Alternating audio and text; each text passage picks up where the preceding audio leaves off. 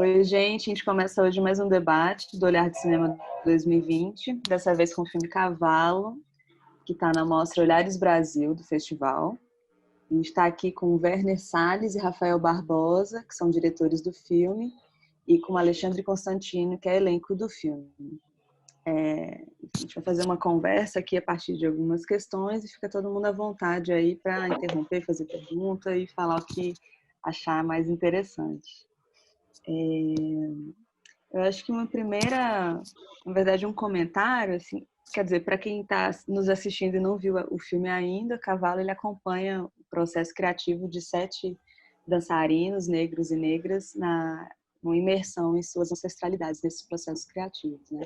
Uma longa-metragem de Alagoas.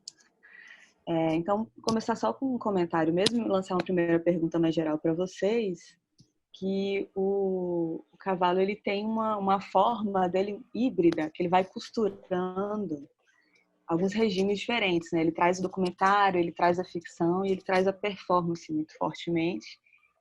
E ele vai também mostrando como esses processos criativos desses 7 artistas estão completamente atravessados pelo cotidiano com seus hábitos, com seus afetos, com seus tempos muito próprios, né? E como esse tempo do cotidiano ele é totalmente permeado por um tempo, né, uma temporalidade que é uma outra, que traz aí fortemente a ideia da ancestralidade.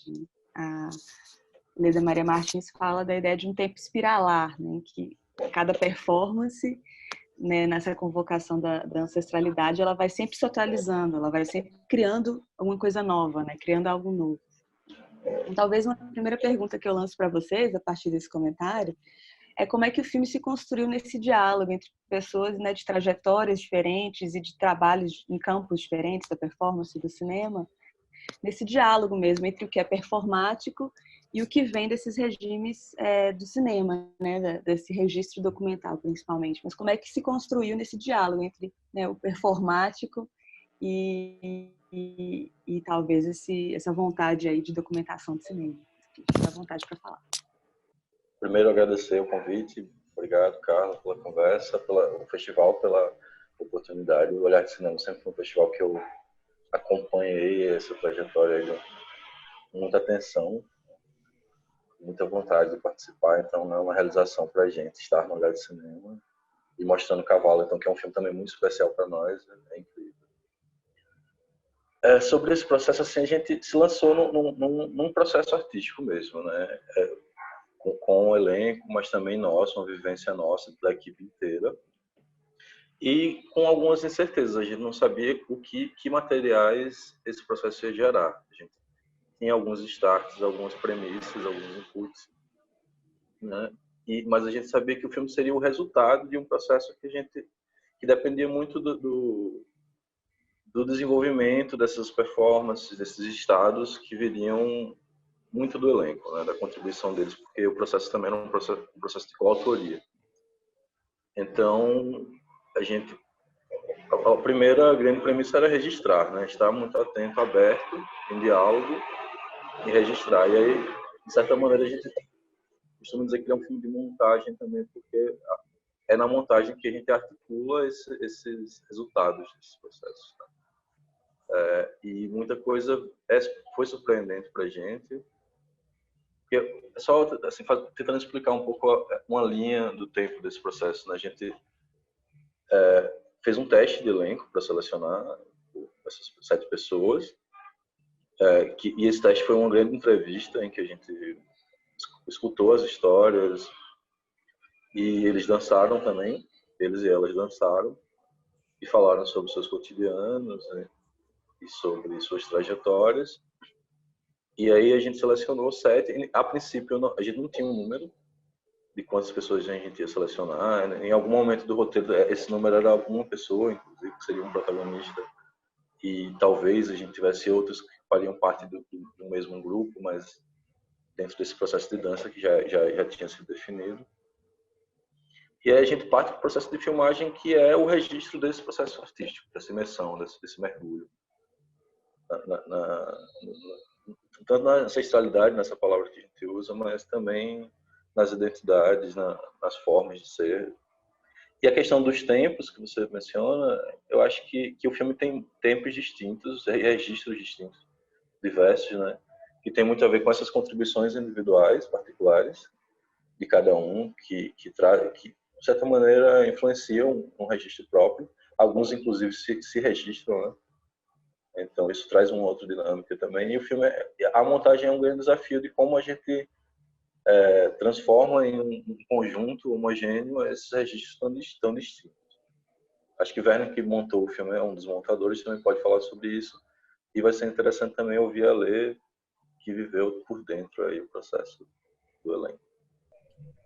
Pois é. Então, a gente levou um pouco da nossa experiência, trouxe um pouco da nossa experiência de documentário para esse filme, na estratégia de tentar proporcionar uma experiência real, né? Viver uma experiência no set. Então, sempre a gente tentou isso, em todos os momentos.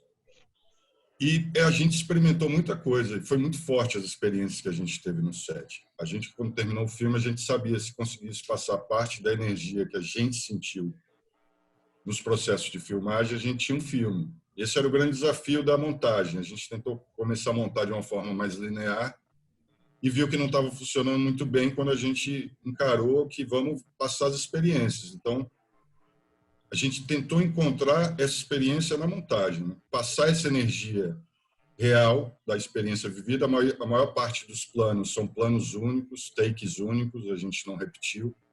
Então, foi um filme feito como um documentário, na estratégia de viver a experiência e passar ela na montagem, né? Por isso que tem planos que são planos sequências enormes, de 11 minutos, que a gente acha que o tempo daquela experiência está ali impressa naquele tempo, não merecia o corte. Pegando esse gancho com relação ao que você coloca, Carla, sobre performance, a minha formação é como ator. Em 2016, talvez 2014, eu comecei a pesquisar performance.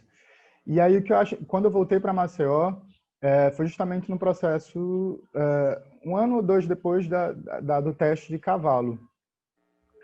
E o que eu quero dizer, performance é a atualização do corpo em ação política.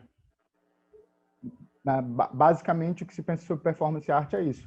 Então, quando o filme se propõe a fazer que seria um documentário, mas a partir das experiências, ele já automaticamente se atualiza e se coloca nesse lugar do moderno, do contemporâneo. Porque hoje, muitos atores, inclusive, se distanciam desse lugar do ator para o lugar do performer, porque a gente compreende cada vez mais a importância de utilizar esse nosso corpo na sua potencialidade, mas não só no lugar da estética ou da arte em si, mas também de uma política desse corpo. Então, o Cavalo é essa chegada dessas 7 performances contemporâneas, afrofuturistas, porque elas atualizam. O lugar desse performer no filme não é mais um lugar do ator só submisso, é um lugar de cocriação com a direção, e aí o parabéns para Werner e para Rafa por esse lugar e essa compreensão também da importância. É claro que a gente sabe que esse é um filme, outros filmes que Rafael e Werner vão fazer podem ser por um outro estilo, utilizando muito mais o ator que o performer, mas nesse caso de Cavalo, é muito feliz, né? O primeiro longa ser atualizado com 7 corpos afro em performance e se colocando no lugar político de cocriação junto com a direção. Isso é um presente para a gente também. Queria aproveitar também e comentar uma coisa em relação a isso, que se fala em ficção, né, documentário, quando se filma num registro híbrido, é uma tendência das pessoas lerem, na verdade, colocarem em dúvida, em xeque, o que é real, entre aspas, o que não é, né? E aí algumas pessoas até leem como se quase tudo fosse encenado. E eu tenho uma certa dificuldade de pensar o que é em ficção, no trabalho que a gente fez, porque eu acho que praticamente tudo teve um registro documental, até as performances, né? O jeito de filmar, a estratégia era documental. Então, em nenhum momento existia ali um texto para ser decorado, ou posso até dar um exemplo para ilustrar isso. Por exemplo, uma cena como a que o próprio Ale fez quando ele fala aquele texto da peça de teatro Eva. Aquela era uma peça em que ele estava trabalhando naquele momento. A a Ana, que é a diretora e dramaturga da peça, tinha uma agenda não exatamente naquele dia, mas por aquele período ali de ensaio para preparação da peça, e a gente simplesmente preparou uma locação para que aquela conversa existisse. A gente não tinha uma ideia do que seria, mas não determinou o que seria ali, né? Vinha muito da demanda dos personagens. Um outro exemplo é aquela cena em que o Leonardo, que é o Babalorixá no filme, conversa com a mãe. É uma cena muito marcante, as pessoas comentam muito sobre ela. E a gente sabia que existia aquele conflito entre os dois, ele um Babalorixá, ela uma senhora evangélica, e a gente queria, enfim, que de alguma maneira isso fosse exposto no filme, porque era um elemento muito importante da história dos dois personagens, mas a gente não sabia também o que seria essa conversa, o que se tratava, né? A premissa da cena era um encontro entre mãe e filho, e que tipo de conversa, que natureza de conversa sairia dali, a gente não preveu, não sabia, né? Então foi natural, nesse sentido espontâneo. Então, assim, eu não consigo apontar exatamente o que é ficção. Uhum.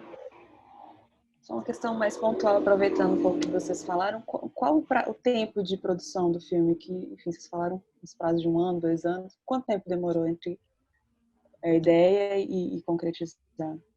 A gente escreveu o primeiro tratamento do roteiro em 2005, que foi quando a gente concorreu a esse edital, né, que foi o primeiro edital para uma longa-metragem aqui em Alagoas. Foi a inauguração dos arranjos regionais no estado de Alagoas.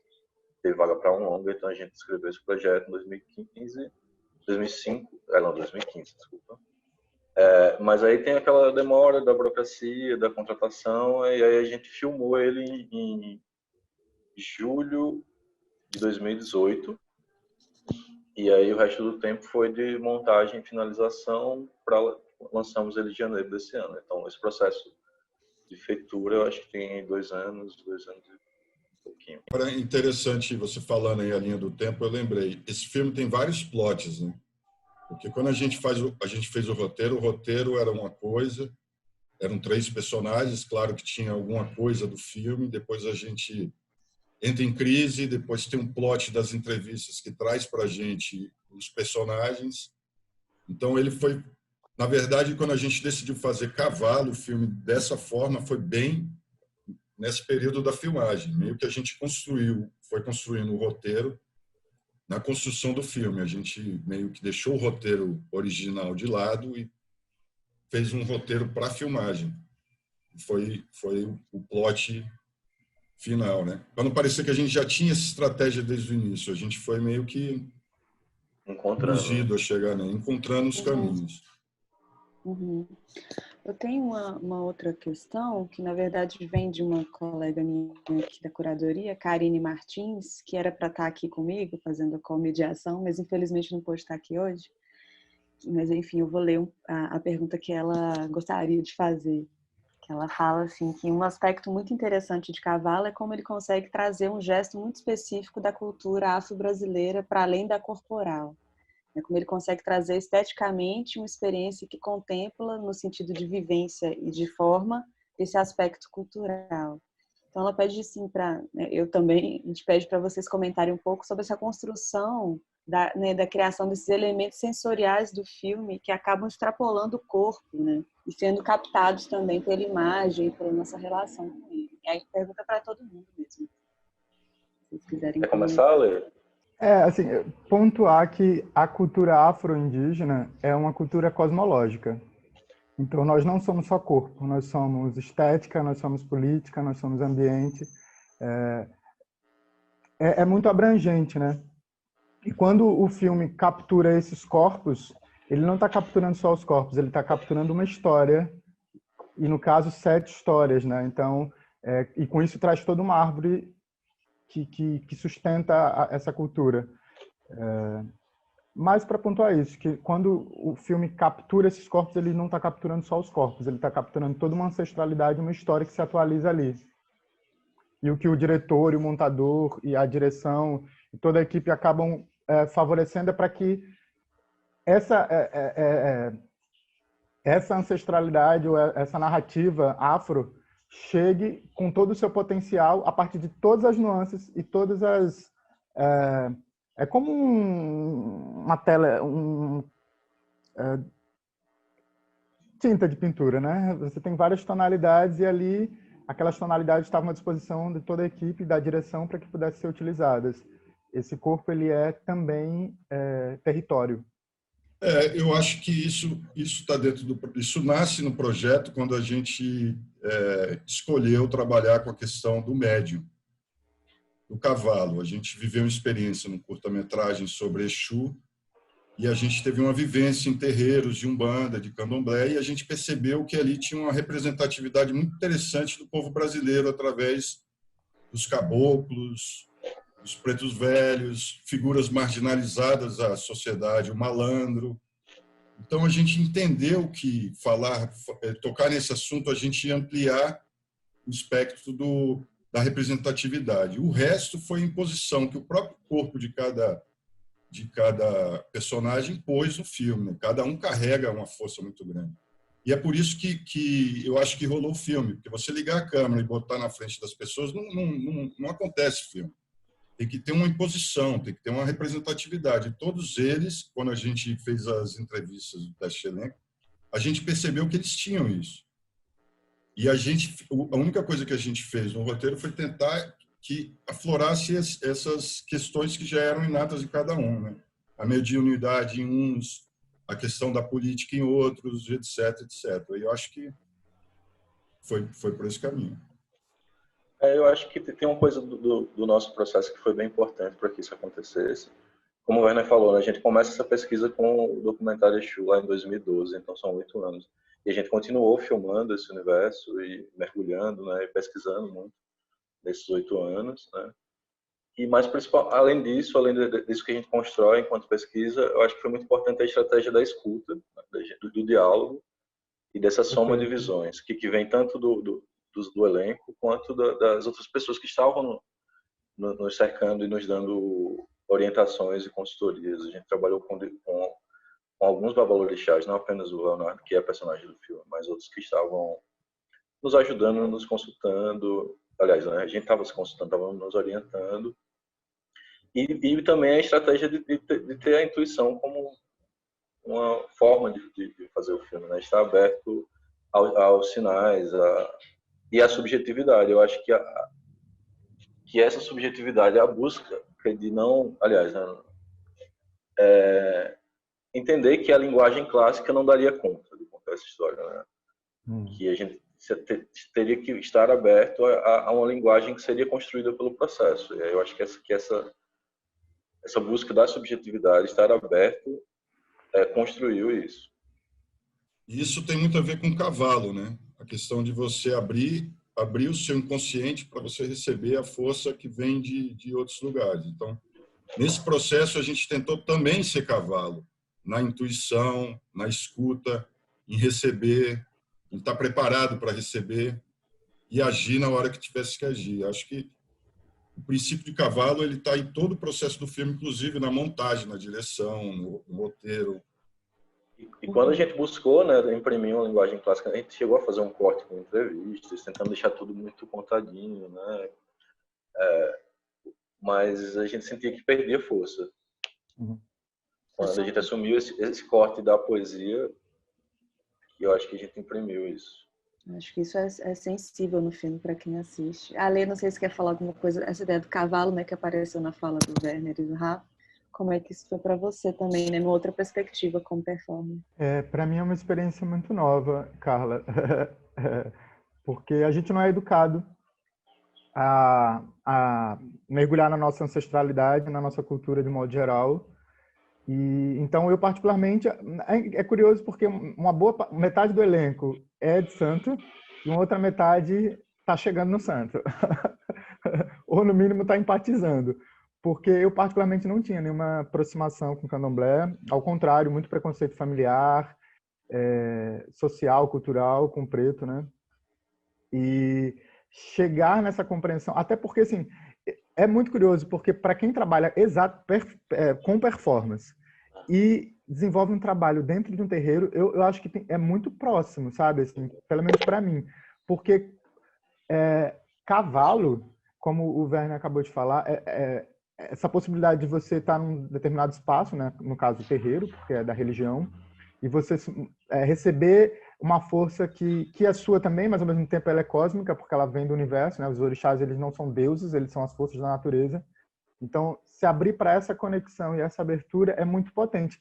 E é também trazer essa atualização dessa diáspora preta, que por muito tempo os cavalos, muitos terreiros, aqui, por exemplo, em Maceió, nós tivemos a quebra de Xangô em 1912. Então, quando a gente quebra os terreiros, a gente também está quebrando esses cavalos, está interrompendo essa cultura. E o cavalo, ele atualiza esses cavalos, esses corpos em arte, e também traz essa potência para mim, cavalo é o nosso Xangô rezado alto. Assim, é a gente falando assim que essa cultura existe, ela está viva, e esses corpos e esses cavalos, que somos todos nós no final das contas, mas nem todos conseguimos afinar com isso, estamos aqui para nos conectar e trazer essas mensagens, essas informações através da arte, que é o nosso canal de comunicação, nesse caso, o cinema.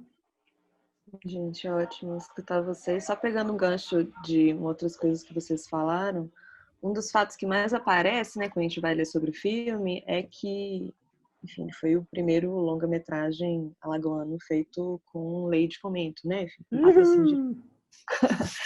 Estadual, enfim. E é claro que isso não é um simples detalhe, não é um mero detalhe, isso é gigantesco para a história do audiovisual do cinema em Alagoas, mas assim, no Brasil, e diz muito também sobre as políticas de fomento, sobre a maneira que a cultura é encarada, né, numa macropolítica nacional. Assim, e um descaso que a gente está vendo cada vez maior, crescente nos últimos anos. Eu estou dizendo isso também para pensar como, de certo modo, isso se imprime em alguma medida no processo do filme, né? Claro que não está tematizado no filme, mas no processo dele isso atravessa, né? Mas eu estou falando isso, na verdade, para jogar uma última questão para vocês, para responderem da maneira que acharem mais interessante. Assim. Como o filme ele propõe diferentes maneiras de pensar e de fazer política, né? Pensando talvez uma macropolítica, mas uma política do dia a dia, dos corpos, da sua relação com as religiões afrodescendentes, enfim, com as suas próprias identidades, mas são diferentes modos de propor, de fazer e de inventar, né? Procedimentos e atos políticos. Assim. Como é que vocês veem isso em relação ao filme? Essa relação, o filme como também um ato político, uma proposta política, e de que maneira? Né? Cada um de vocês quiser falar. Quer começar, Lê? Vocês podem, né? Falem vocês na direção, eu fico aqui sentindo. Eu acho que essa preocupação estava desde o início, não de uma forma explícita, ou a gente tinha esse intuito bem claro, mas a gente sabia que queria fazer um filme. Como a gente sabia que era o primeiro longa, primeiro a gente começou com um projeto sobre Zumbi dos Palmares, que eu acho que é uma representatividade muito forte de Alagoas para o mundo, né? Uhum. Só que no meio do processo a gente quis atualizar essa história. A gente não quis ficar no passado e quis atualizar para o presente, mas mostrar a força que tinha aqui em Alagoas, com toda essa ancestralidade que temos aqui, né, da cultura negra. Então, quando a gente se deparou com esses personagens, a gente viu o potencial que tinha isso, não só estético, mas quanto política também. Botá-los como protagonista no primeiro longa feito em Alagoas era quase que uma obrigação nossa, né? Dar espaço de cocriação também, né? E protagonistas das suas histórias, né? Não foi um protagonista da criação histórias. Histórias afirmativas. Nenhuma história é uma história que envolve fraqueza, ou a gente quis afirmar a força que tinha isso aí. Quando a gente percebeu que tinha essa força neles, a gente só fez fez com que isso acontecesse, né? Deu palco para essa força acontecer. Então, a gente tinha essa consciência do início, e eu acho que isso está muito marcante no filme, né? Principalmente porque é um processo de cocriação, né? Onde todo mundo tem o seu lugar de representatividade e de fala. Assim, eles se impõem, a fala são deles, a vida é verdadeira deles, é isso que eles são. Então, eu acho que respeitar o outro também, esse processo de escuta no cinema, e você não impor a sua ideia sobre o outro, e você está aberto para que os outros cocriem junto, eu acho que também é uma estratégia política. Tenho refletido bastante assim, sobre esse lugar da política pública a partir do cavalo, né? Porque é uma coisa que está surgindo bastante agora. Vocês estão me ouvindo? Sim. Enfim, né, nos debates, por ser esse fato relevante que é histórico, né? Mas pensar enquanto isso de fato é uma transformação. A gente fala muito e luta muito pelas políticas públicas aqui em Alagoas. A existência desse edital e desse filme é reflexo de muita luta, de muita gente, né? Uma luta coletiva. Mas eu acho que o impacto, para mim, eu compreendo a importância disso vem lançando o filme, que é também um marco na minha trajetória, né? Lançar um primeiro longa. Você entende como a capacidade transformadora que a política pública tem, né? De fazer com que um processo de um filme envolva tanta gente, transforme a vida de tanta gente, né? Tem um papel para o próprio estado de Alagoas que assim, afeta a autoestima das pessoas para se verem num longa-metragem, né? Que vai para o cinema, e se verem representadas. Isso é muito forte, está trazendo para Alagoas um impacto muito grande, né? E a gente entende assim, que se não houvesse uma política como essa, que é uma política que tem na sua natureza a vontade de descentralizar, né, de democratizar, é de fato uma política democrática, possibilita que um estado como Alagoas, que é um estado periférico do Brasil, um estado muito pequeno, que tem um PIB muito pequeno, que tem índices sociais muito graves, seja incluído e possa mostrar para o Brasil e para o mundo a sua cara, a sua voz, né? Então isso é fundamental. E aí você entra nessas questões do que está acontecendo agora, desse desmonte. Então, de fato, é um pensamento assim, não sei, contraditório, é bem louco estar vivendo isso, estar participando disso. Mas ao mesmo tempo a gente é muito inseguro do que vai acontecer, se a gente vai conseguir fazer nossos próximos filmes, o que é o futuro dessa política nesse momento, né? E sobre essa questão de como o filme trata a política, né? Eu acho assim, isso ficou claro pra gente quando a gente fez os testes de elenco e ouviu as pessoas, ouviu as personagens, entendeu ali que a partir da visão de mundo de cada um e do discurso político que cada um trazia, a gente construiria o discurso do filme, né? E tem duas coisas que eu acho que são muito fortes. O discurso da potência e da afirmação, como o Werner falou, e um discurso também que é resultado da soma disso, que é a poesia. Eu acho que a poesia, enquanto política, enquanto forma de expressão política, é uma busca do filme também. Eu fiquei pensando aqui, porque assim, quando você fala desse lugar do político, Carla, me vem assim, eu sempre gosto de atualizar, né? Porque a gente pensar que Alagoas foi doada para poder separar-se de Pernambuco, pensar que Alagoas teve o quebra de Xangô em 1912, e aí a gente está falando sobre o Estado, né? Eu estou falando sobre o Estado. E aí, quando a gente resolve fazer, Werner e Rafael resolvem fazer um filme, nesse Estado, um Estado que foi doado para famílias do coronel, esse lugar todo do coronelismo que é Alagoas, infelizmente até hoje, teve um quebra de Xangô que destruiu. Nós somos o estado que mais temos manifestação popular no Brasil. Hoje em dia elas não existem tantas, porque por conta da quebra de Xangô muita coisa acabou. E a gente vê o primeiro filme, o primeiro longa, começando com a água, terminando com a água, lembrando que Nanã está aqui nesses manguezais tomando conta por todas as iás e os babás, os senhores e senhoras, os velhos ancestrais. As nossas árvores ancestrais, junto com essa água, o cavalo traz também junto. Então, se isso não for política, a gente não está fazendo nada. Ai, gente, obrigada. A gente está se encaminhando para o fim. Eu abro para vocês, na verdade, se alguém quiser fazer um comentário final ou algum recado para quem está nos assistindo, algo que ficou de fora da nossa conversa, fiquem à vontade. Eu queria comentar assim, que a gente está muito feliz com o que está acontecendo com o filme, com a repercussão dele, né? A gente, quando está muito por dentro do processo, como uma direção fica, e não entende muito bem como é que vai se relacionar com o público, né? A gente tem algum palpite, algum suspeito, mas a gente entende de fato quando chega no público. E aí esse novo momento do cinema, trazido pela pandemia das exibições online, tem sido muito interessante enquanto experiência para a gente, porque tem colocado o filme acessível para todo mundo, E aí todo mundo está vendo, assim, o filme está sendo muito visto e muito discutido, as pessoas estão conversando muito sobre o filme, escrevendo muito sobre o filme, se apropriando, né? Havia uma intenção nossa desde o começo, assim, de buscar maneiras alternativas de distribuir o filme, de exibir, levar para os terreiros, para as universidades, as periferias. Mas a gente é atravessado por essa pandemia que muda tudo, né? E a gente está num momento assim que as pessoas estão querendo muito ver o filme, assim, uma demanda inclusive eu tenho recebido convites de terreiros, de festas para exibir o filme, mas aí tá, a gente vive o conflito também, né? Será que é o momento de partir para essas exibições e isso pode causar uma aglomeração? Então a gente fica nesse conflito, a gente cede, libera o filme para que as pessoas possam fazer suas sessões nos seus lugares, ou a gente espera porque ainda não é seguro, enfim, mas eu acho que o mais importante disso e que nos deixa muito felizes é o interesse das pessoas em ver o filme. Especialmente, acho que o filme tem capacidade de se comunicar com todo mundo, mas é muito interessante ver como esse público que é representado no filme está acolhendo o filme, recebendo com muito afeto e querendo muito mostrar o filme.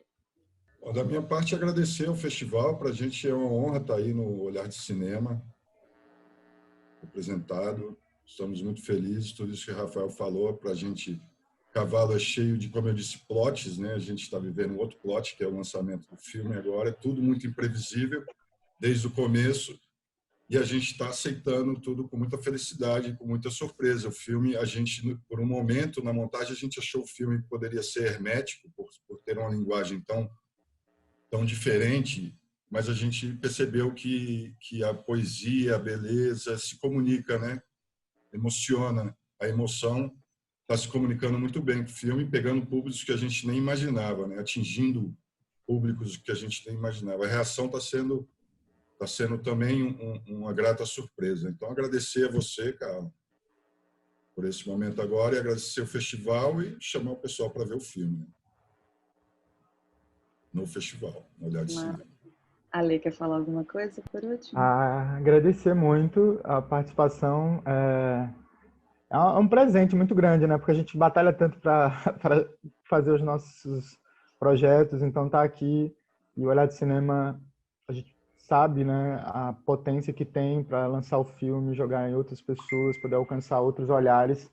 E é isso que a gente quer, que o filme, como o Rafa falou, é muito curioso porque a onda crescente dos amigos e dos colegas de Maceió falando sobre o filme é tão incrível quanto quando a gente recebe das pessoas que vêm de fora, porque é isso que a gente quer, pelo menos é isso que eu quero como artista em Maceió, é que a gente consiga cada vez mais perceber a nossa arte na nossa comunidade, no nosso estado, e Cavalo já consegue isso, assim, como Rafa, assim, muitos pais e mães de santo conversando, querendo ver o filme.